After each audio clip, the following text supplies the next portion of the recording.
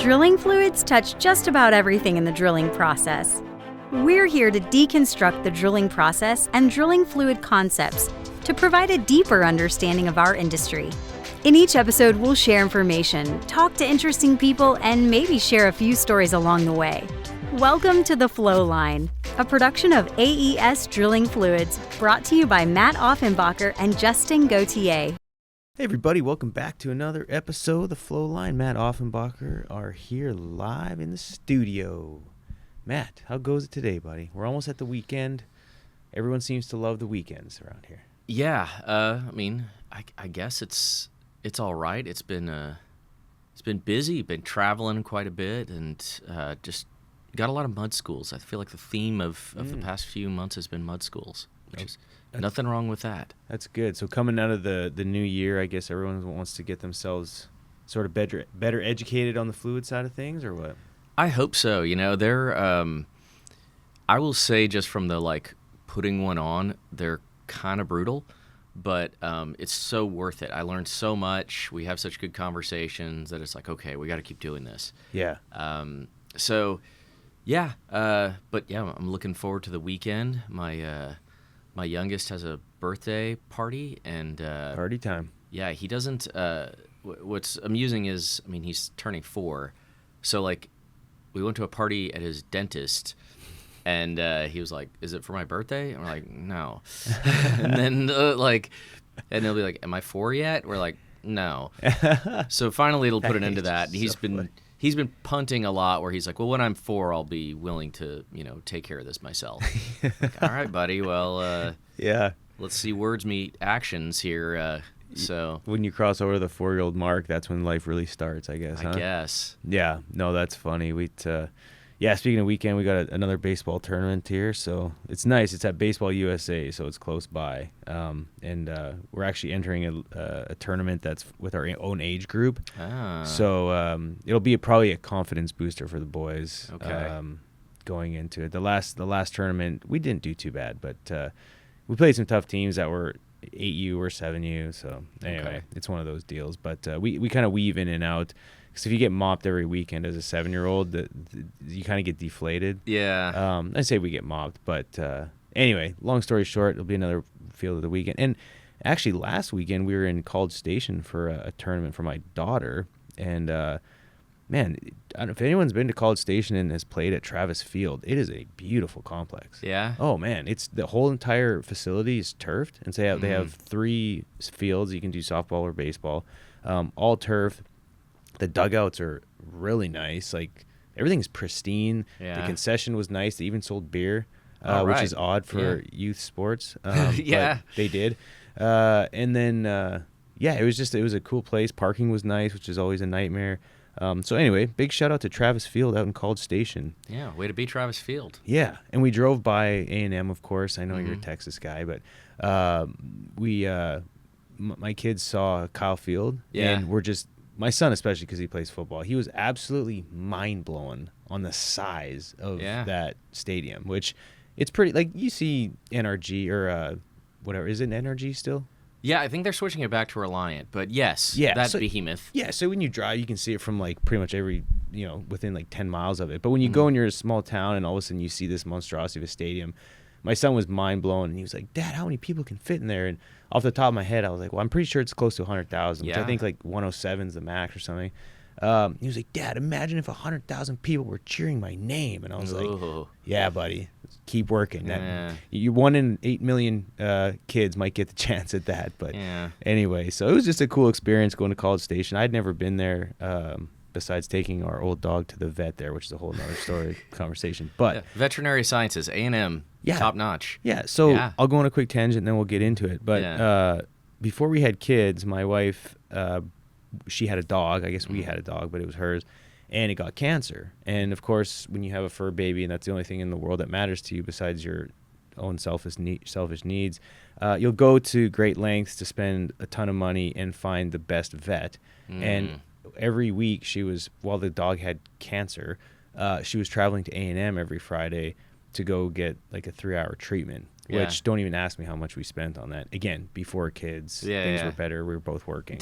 Anyway, it was, but yeah, I didn't know that. And she was like, yeah, this A&M supposedly has the best vet school or something like that. So. Yeah, no, they're well known for that. We've been up there to visit the students, the petroleum engineering students. Yeah. It's a big campus, and I can imagine it's so spread out that, you come upon that stadium and it's like, whoa, like the contrast. Yeah.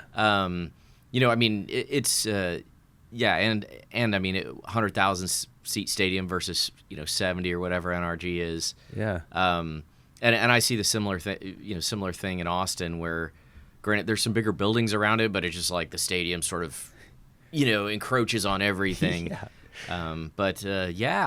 So anyway, it was cool. Big shout out to, I forget her name, the pitcher for Texas A&M softball came and hung out with our cool. girls and signed autographs and what an experience. Yeah, it was neat, right? It's just something neat. We didn't get to go watch an A&M game because their game was during one of our bracket games. But anyway, shout out to College Station. It was welcoming. The service there was good, and Travis Field was awesome. So anyway, with that said, Matt, enough about that. Let's get into it.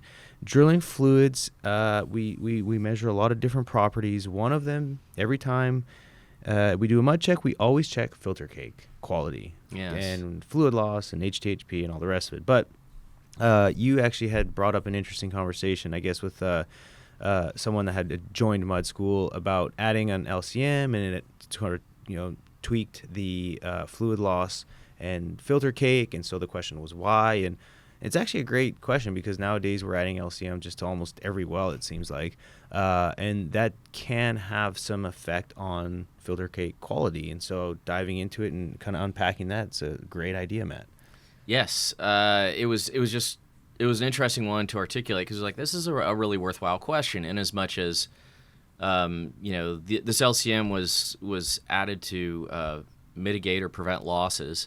And we saw the fluid loss go up a little bit, not out of spec per se, and the filter cake got a little thicker. And so the question was, why is this happening, and should I be concerned?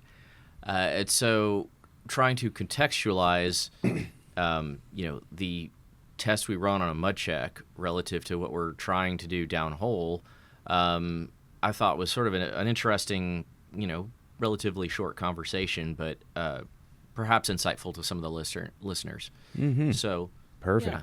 Well, then let's kind of get back to square one. Fundamentally, what is a filter cake? Well, a filter cake, I like this description, that I got from years ago. It's basically mud with the fluid squeezed out. What's happening? You've got solids, you've got other things, and in essence, you have some sort of semi-permeable barrier. Usually, this is formation. And you start squeezing the liquid out, and some of the solids start forming a seal against those holes. And eventually, you'll get a complete seal. And the question is, how quickly do I do that, and how much liquid squeezes out? Mm-hmm. And so, this is, when we talk about wanting low fluid loss, for example, if it takes a really long time, it could be that our pipe becomes part of that. It could be that there's more communication of pressure before I get that seal, and that can create some of those problems. Yeah.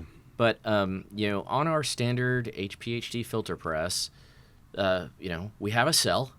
We have a, fluid put in there. We seal it up nice and tight. We put it in a jacket. We heat it up to whatever is close to the bottom hole temperatures we can get. We apply pressure to the top. We open the bottom valve, and we're leaking fluid off, but we're leaking that fluid against a membrane. And the membrane that we use is a piece of paper. And that paper is, it has a spec, but the hole sizes there are between 2 and 5 microns-ish. Okay. You're talking about relatively low permeability. So, yes, we're trending our fluid loss. We're trending our fluid loss to seal against something that is pretty darn small. And, we can make some observations as this filter cake forms. We don't know. A lot of times what we'll do is we'll just see how much fluid squeezes out over 30 minutes, double it, and report that number. And we may make an observation. Is there water in the filtrate, something like that for, emulsion stability. But we just look at that volume. There's actually more to it if you're looking at this really closely. And, the first question is, how fast do I initiate the formation of that filter cake? We call that kind of like the spurt loss. The quick and dirty version of that is I crack the valve stem and does a bunch of fluid squirt out and then it starts dripping more slowly, or does it kind of start out and it's already just a little slow drip, and over time it should be sort of become less and less of a the volume should diminish over time. Right. So if you try and put some science behind this, you might actually graph your fluid loss relative to square root time. So when I was doing more technically specialized reservoir drilling fluids and that sort of thing, we would record like the initial spurt, but we would graph it. We would use like 4 minutes, 9 minutes, 16 minutes, 25 minutes, and then do 30, and we'd probably usually go all the way to 36. Okay. And the reason was because I take the square root of 36, like those are all, and then I could just put that on a line graph, and where the line intersected the y-axis, basically that at 0, you double that number, that would be reported as the spurt loss. Interesting. But the idea is how fast you initiate it, and then you have that straight line where everything's kind of smoothing out. Right. And then you say, okay, over 30 minutes, how stable is that established seal? And a lot of this is we've talked about bridging theory in the past, but there's an optimal blend of particles that are going to affect how quickly you can form that seal.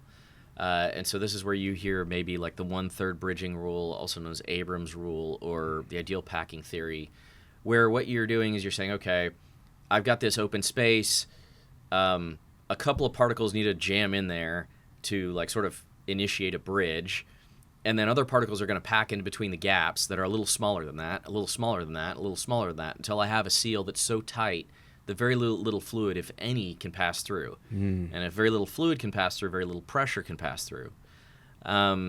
So, we're most of the time just looking at that 30-minute number and hoping it's low. You can go longer. The reason we don't normally do that, one is the reason you might want to do it is to see if your fluid breaks down. So if your fluid loss is stable and then starts going up again, it could be thermal degradation of a fluid loss additive. The reason we don't, or the reason especially in heavy muds, is gravity sort of distorts everything, right? So think about having a 15 or 16 pound mud, and instead of going for 30 minutes, you go for 4 hours or 12 hours. Yeah. You might get a number, but a lot of it ends up being just barite as it settles in the bottom of the cell. It's not really your filter cake as much as it is gravitational settling of other particles. Right. But with that being said, if we don't like our fluid loss, what do we add? We add small plugging agents. We add things like polymers. We might add a little bit of fine calcium carbonate, asphalts, those sort of things, right? Which are just small plugging agents. Because what are we trying to lower? We're trying to make a smaller seal between 2 and 5 microns. Right. Right. That's our benchmark. Okay. So, with that being said, when we do start adding things like LCM, what kind of particles are being added, and how is that sort of maybe possibly distorting the filter cake? Well, I've got this optimal sealing efficiency for between 2 and 5 microns, and then what I do is I say, well, I'm adding this LCM because I've actually got holes that are larger that need a seal. Right. So I add some bigger materials, and they may do very well at sealing those fractures or sealing a permeable zone. So you absolutely want them there, but they may undermine the efficiency of sealing between 2 and 5 microns. The particles may be a little too big, and they may allow some bypass as they start bedding down. Yeah. The other things like that can sort of disrupt that optimal blend you had. And so now my fluid loss, is probably might go up a little bit. I might actually see a thicker filter cake with some of that, those extra solids in there of different sizes. Yeah. And you say, well, is this a problem? Like, filter cake might look different. Mm-hmm. And so what do we do with that? Well, I mean, my goal is to address these losses, right? Sure. So there's that aspect where we have to say, okay, my goal was to tighten everything up. Maybe I'm not as worried about paper because that's not where my area of focus is bigger stuff. And so you may just say, I will accept this. There are other. There may be that you're running a different test. There's some LCM where people run a sand bed test, right? Yeah. And so you put frac sand in, you put fluid, you pressure up, and you want to see no more invasion than a certain distance. Well, you're running that, and that's sort of your benchmark because those are the loss zones you're trying to address. So your HPHT filter press, it may go up because of the stuff you added, but your sealing on the stuff you're most worried about is actually looking quite good. So you may just say, okay, let's keep an eye on it, but I'm not that worried. The other thing you can do, and we commonly do this in critical zones, not necessarily in unconventionals, but in challenging wells, you may swap out the paper for a different filter media that's closer to what you think you're trying to seal. So there are these things called aloxite discs, or there's other materials, but they're like 1/4-inch discs. Okay. But their size, they have different pore sizing. So if you think you've got, 10 microns, you put a disc in there and you monitor your fluid loss and do your same trending, but you want your fluid loss according to that bigger permeable media because that was my target all along. Sure. Right? And so you can use something like that. The other one that everybody hates, but I'm still going to mention it, is called the PPA, or permeability plugging apparatus. It has a aloxite disc, but on that one, the disc goes on top, and you use a pump and pressure the fluid from underneath. And the idea is that you don't deal with as many gravitational effects. Sure. You can also use much higher overbalance pressure than a conventional cell. I think some of these units will go up to 6,000 psi overbalance. So if you're, in some real depleted area with a lot of problems, you can use that test. They're just really annoying to clean. But so you may trend your fluid loss away from that HPHT on paper if you have a pretty good idea from your geologists or knowledge of the formation, the troublesome formations, where you focus on that. So paper is a good trend, and look, a lot of our production sections where we're in our most challenging scenarios, they have like no permeability. It's the reason we frack them. Yeah. So when you don't have any permeability, you probably don't have a filter cake anyways.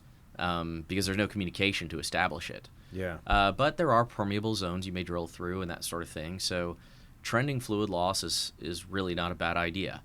And,